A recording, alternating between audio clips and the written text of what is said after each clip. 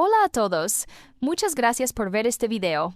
Nosotros publicamos contenido nuevo todos los días, así que no olvides suscribirte y activar la campanita para no perderte nada.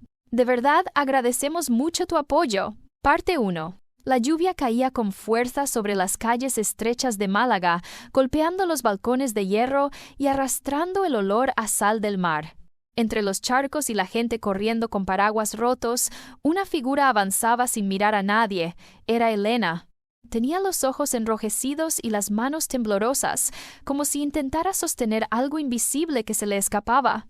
El sonido repentino de su teléfono rompió el ruido de la tormenta. En la pantalla apareció un nombre que le heló la sangre: Marina, su mejor amiga. Dudó unos segundos antes de contestar, pero al final deslizó el dedo sobre la pantalla.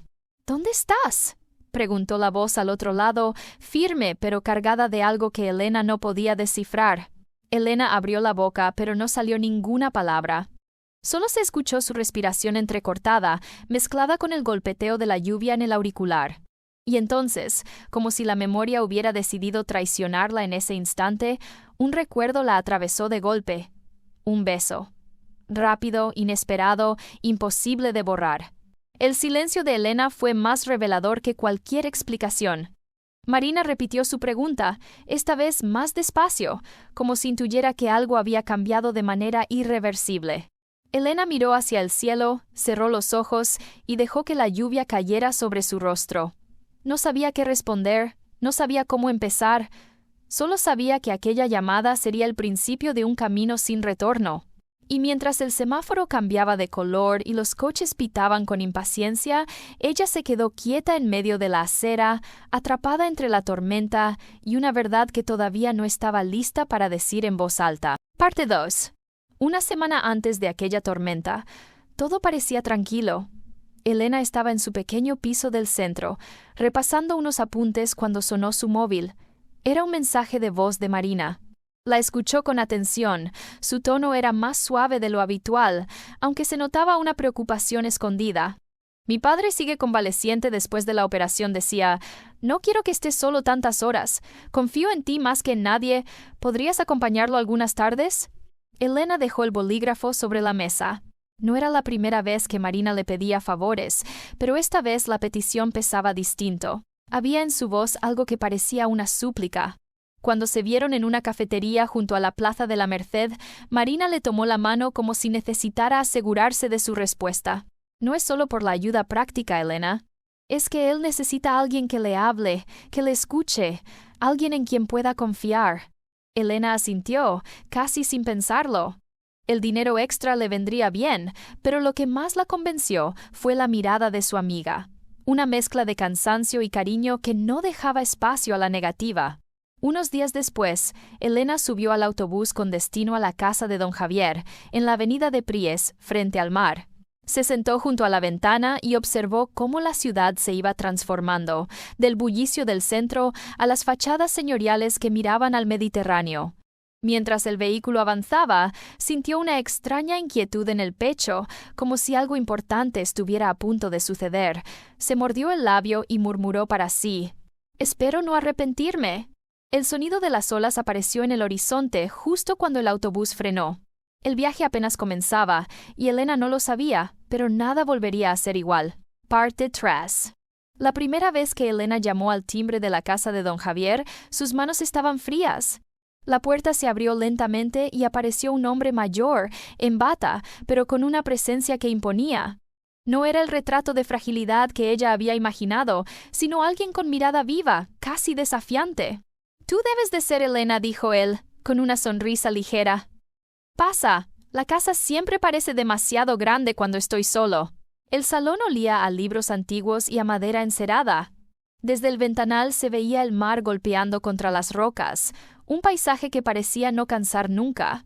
Javier hablaba con soltura, contándole anécdotas de sus viajes a América Latina, de artículos escritos hace décadas, de personas que habían marcado su vida.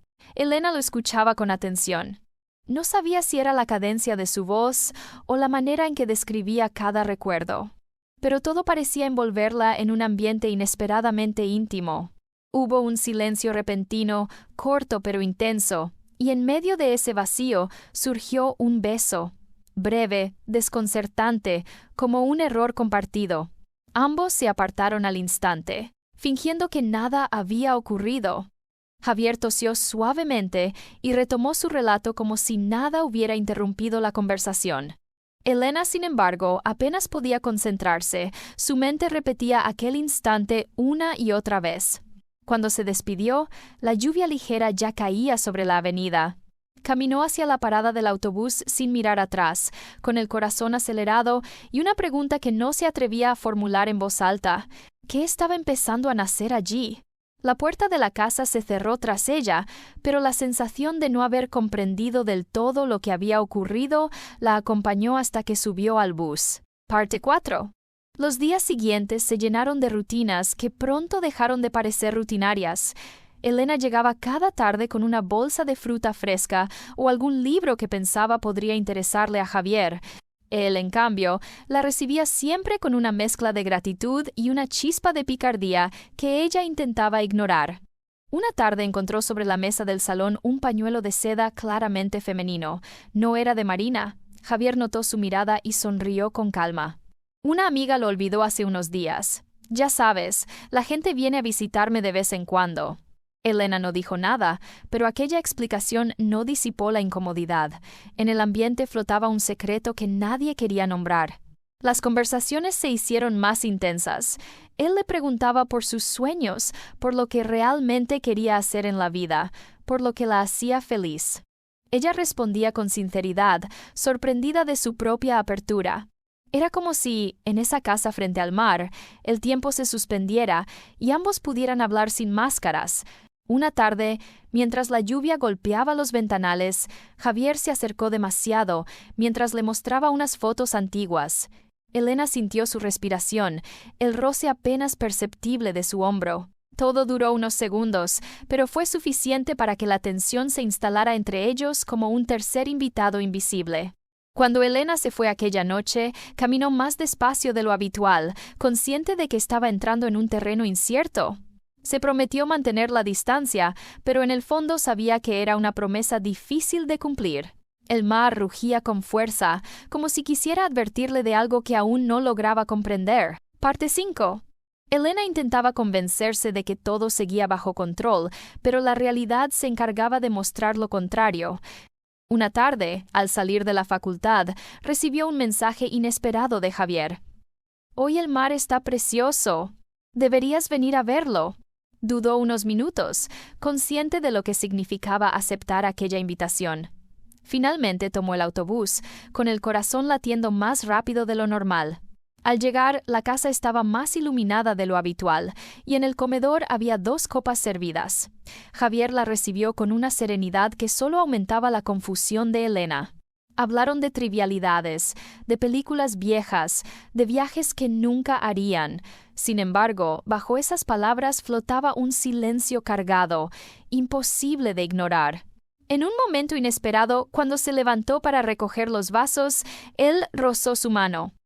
Fue apenas un gesto, pero suficiente para detenerlo todo. Y entonces sucedió otro beso, distinto al primero, más consciente, más inevitable. Duró un segundo, pero fue suficiente para que Elena entendiera que la línea que había prometido no cruzar ya estaba borrada. Se apartó rápidamente, con la respiración agitada. «Esto no puede pasar», susurró, evitando su mirada. Javier no respondió. Solo se quedó en silencio, observándola, como si supiera que ninguna palabra podría cambiar lo que ya había ocurrido. Elena salió de la casa esa noche con paso firme, pero por dentro era un torbellino. El aire fresco del mar no lograba apagar la sensación de vértigo. Mientras se alejaba, un pensamiento la golpeó con fuerza. Si Marina llegaba a enterarse, todo se derrumbaría. Parte 6. Los días siguientes, Elena caminaba por la ciudad como si flotara en un mundo paralelo.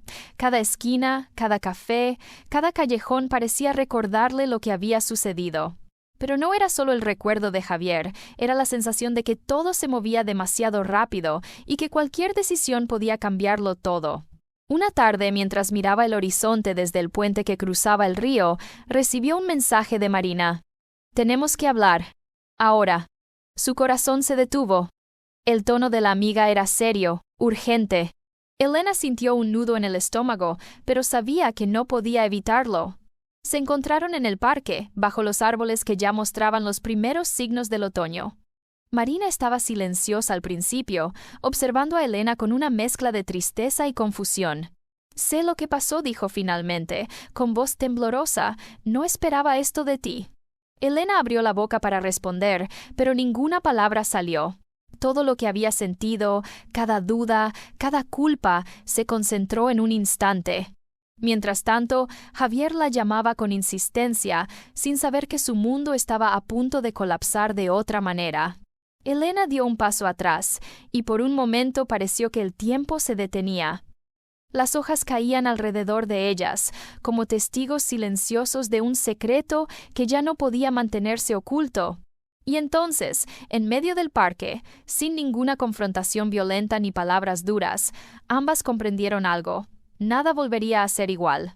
Las decisiones, los gestos, los silencios, todo había cambiado, pero de una manera que nadie podía controlar. Elena se alejó lentamente, sintiendo un vacío extraño. No había gritos, no había llantos, solo un silencio profundo y la certeza de que algo en su vida había terminado para siempre, dejando un eco que seguiría resonando mucho después de que todo acabara. El mundo seguía girando, pero para ella y para quienes había afectado, nada sería igual.